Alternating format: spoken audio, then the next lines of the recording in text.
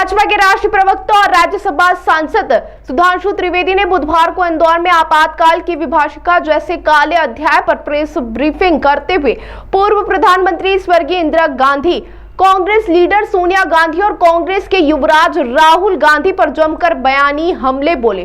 Party प्रवक्ता त्रिवेदी ने पत्रकारों के सवालों के जवाब देते हुए कहा कि इंदिरा गांधी देश के लिए और राहुल गांधी कांग्रेस के लिए इमरजेंसी लाए। उन्होंने कहा कांग्रेस ने डॉक्टर भीमराव अंबेडकर को धांधली कर चुनाव हराया था। अपनी बेबाक वाणी के लिए ख्यात भाजपा प्रवक्ता और राज्यसभा सांसद सुधांशु त्रिवेदी बुधवार को इंदौर में थे। पार्टी आपातकाल की विभीषिका जैसे काले अध्याय की 50वीं वर्षगांठ पर कार्यक्रम कर रही है। इसी कार्यक्रम में मुख्य वक्ता बतौर हिस्सा लेने पहुंचे सुधांशु त्रिवेदी ने प्रेस कॉन्फ्रेंस कर मीडिया के सवालों के जवाब दिए और कहा इंदिरा गांधी देश के लिए और राहुल गांधी कांग्रेस के लिए इमरजेंसी लाए। उन्होंने कहा राहुल गांधी का विश्वास पूरी तरह डगमगाया है।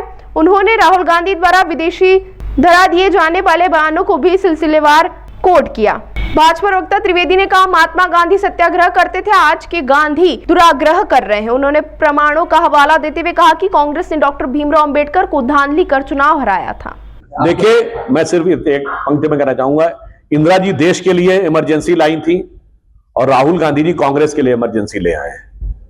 अब कांग्रेस के भविष्य के लिए सबसे बड़ी इमरजेंसी अगर कोई है तो श्री राहुल गांधी जी दिखाई पड़ रहे हैं, क्योंकि जो जो राजनीति में राहुल जी का कद ऊपर उठा है, क्यों तो कांग्रेस क्रमशः नीचे जाती हुई दिखाई पड़ी है। 2014 के चुनाव में कांग्रेस को सर्वकालीन सबसे निम्नतम सीटें मिली, उसके बाद वो बड़े नेता बन गए। 2019 में दोबारा कांग्रेस 52 सीटों पर सिमट गई तो राहुल गांधी जी कांग्रेस के अध्यक्ष बन गए और 2024 में तीसरे अटेम्प्ट में 3 डिजिट टच नहीं कर पाई तो राहुल गांधी जी नेता प्रतिपक्ष बन गए। तो मैं कह रहा हूं, हमारा पड़ोसी मुल्क जंग हारने के बाद अपने जनरल को फील्ड मार्शल बनाता है, कांग्रेस पार्टी एक के बाद एक चुनाव हारने के बाद अपने नेता को फील्ड मार्शल बनाती है। इसके लिए मैं कहना चाहूंगा डॉक्टर अंबेडकर की स्वयं जबानी क्या कांग्रेस ने उनके साथ किया, इसके लिए एक पुस्तक है, what Gandhi and Congress has done to untouchables. आप सभी लोग प्रबुद्ध हैं, उसे स्वयं पढ़िए। उसके बाद भी किसी को संशय हो तो डॉक्टर अंबेडकर के स्वयं के वॉइस में बीबीसी का उनके अपने जीवन के अंतिम चरण में शायद 1955 में दिया गया एक इंटरव्यू है, उसमें कांग्रेस के बारे में कैसे विचार हैं, क्या क्या कांग्रेस ने उनके साथ किया, या स्पष्ट है। और मैं एक बात और स्पष्ट कर दूं, डॉक्टर अंबेडकर को सिर्फ चुनाव हराने के लिए कांग्रेस या नेहरू जी प्रचार करने नहीं गए थे।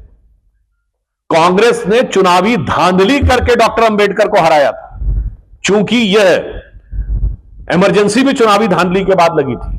इंदिरा जी के ऊपर आरोप था और हाई कोर्ट ने कहा था कि चुनावी धांधली पे वो जीती हैं। ये मैं क्यों कह रहा हूं, डॉक्टर अंबेडकर 1952 में अपना पहला चुनाव 14,000 वोटों से हारते हैं और 74,000 वोट इनवैलिड किए जाते हैं।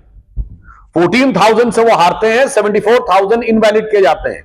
यह है जनवरी 1952 और ये मैं सब प्रमाण बोल रहा हूं। 16 जनवरी 1952 को जवाहरलाल नेहरू एडविना माउंटबेटन को लेटर लिखते हैं लखनऊ से।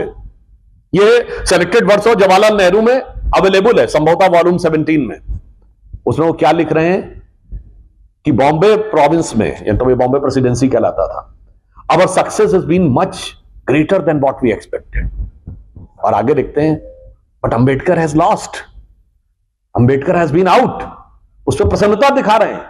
और आगे क्या बोल रहे हैं, वो कह रहे हैं socialist have joined hands with Ambedkar so they lost their repute, यानी जिसने डॉक्टर अंबेडकर से हाथ मिला लिया उसकी तो प्रतिष्ठा चली गई। आगे क्या लिख रहे हैं, but Ambedkar has joined hands with Hindu fundamentalist. ये तो नेहरू की जबानी है। और मैं क्यों कह रहा हूं, अप्रैल 1952 में डॉक्टर अंबेडकर ने न्यायालय में चुनावी धांधली की याचिका दायर की, जो भारत में चुनावी धांधली की पहली इलेक्शन पिटीशन है। तो जिसने चुनाव के लिए डॉक्टर अंबेडकर को राजनीतिक दृष्टि से नहीं, धांधली के द्वारा भी हराने का प्रयास किया। एंड सेकेंड थिंग, जब डॉक्टर अंबेडकर ने इस्तीफा दिया है, it was in October 52 on this Hindu code bill के ऊपर, लॉ मिनिस्टर के रूप में जब उन्होंने इस्तीफा दिया, उनको अपना इस्तीफा बोलने नहीं दिया गया। बाकायदा ये सदन की कार्रवाई में है कि वो एक सांसद थे जिन्होंने कहा कि इसका मतलब क्या होगा कि अंबेडकर जी को अपनी वक्तव्य नहीं पढ़ने दिया जाएगा। तो चेयरमैन क्या कहता है, हां, क्योंकि हमें डर है कि इन्होंने कोई ऐसी बात न कही हो जो सरकार के लिए समस्या पैदा करे, तो ये लिखित में पहले दें, हम उसे पढ़ेंगे फिर तय करेंगे, भी नहीं कहा उसके बाद बोलने देंगे। तो डॉक्टर अंबेडकर गुस्से में उठे, उन्होंने कहा कि मैं ऐसी तानाशाही के आगे नहीं झुकूंगा, और उसके बाद बाहर जाकर उन्होंने प्रेस में अपना लिखित वक्तव्य जारी किया जो अवेलेबल है। तो मुझे लगता है